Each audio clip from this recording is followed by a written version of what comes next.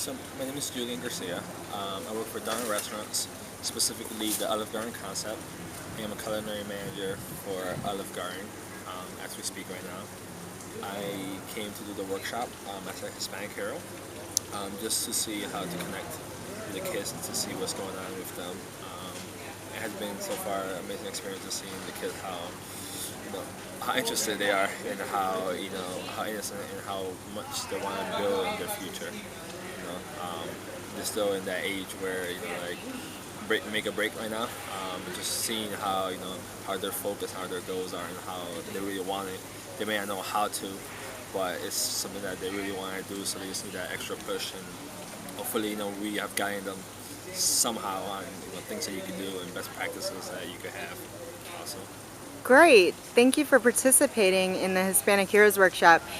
So what did you tell some of the students about your personal story? What did you have to go through? Where did you go to school?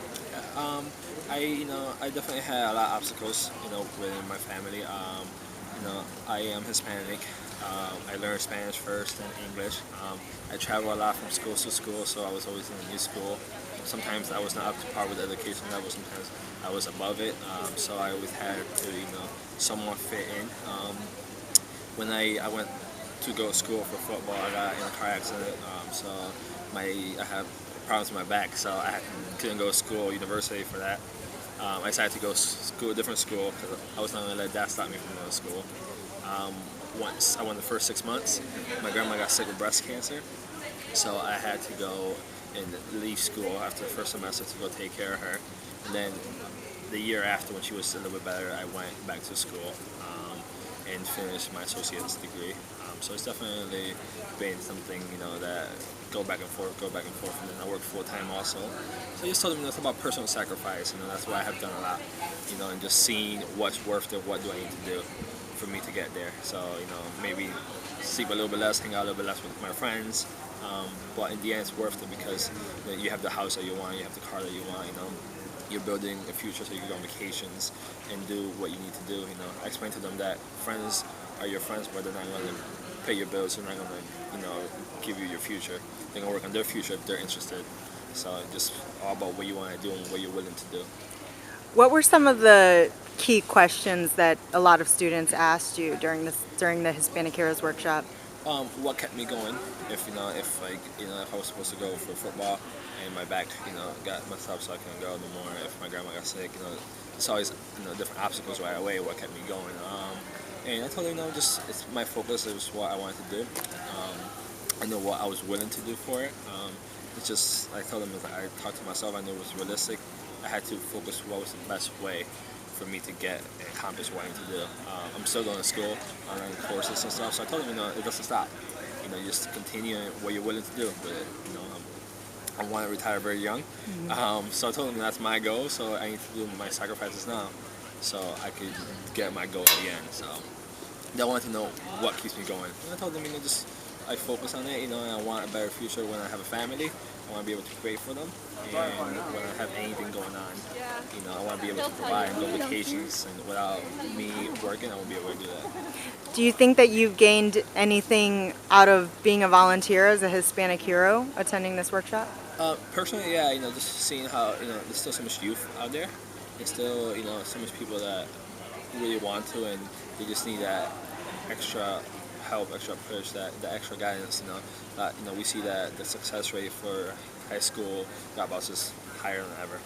You see that, just education-wise, we're one of the lowest countries that we have in the world right now. We're not being successful at that. I think a lot of them are just in the same cycle, in the same habits. They don't know how to break the habit, that their families went through or their friends are going through. Or their cousins the year before dropped out of school, so next year dropped out of school. So I just think just seeing that you could break the cycle. That it doesn't always needs to be the same thing. That there's still hope that still want to. They all have dreams. They just don't know how to accomplish them. What would you say to other community leaders, business people, corporations out there? What would you say to them to get involved with this program or with other programs out there nationwide? Just to look at our world right now the way it is, and to see the economy, and just to see how corporations and business are failing right now, and they are the future of us.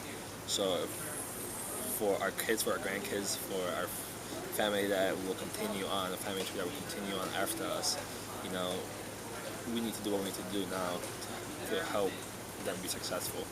Because in the end, it's our future. It's their future.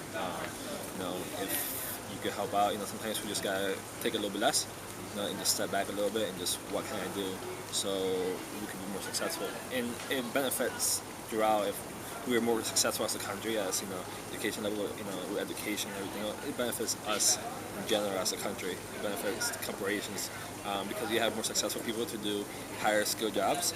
First of all, second of all, you have people that are there and are willing and have more broad understanding of operational whatever the company may be. So just sometimes just give a little bit back and just that's it. Just instead of getting a $60,000 car, get a $55,000 car. You know what I mean?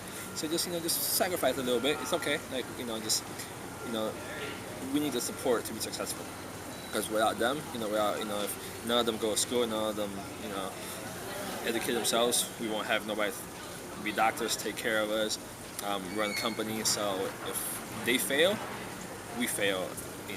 In our life. So just to see bigger picture more than anything else. Great. Well, thank you so much for sharing your experience here at the Hispanic College Fund's Hispanic Youth Symposium. Again, we're here at Towson University and at the Maryland Hispanic Youth Symposium of 2010. Thanks.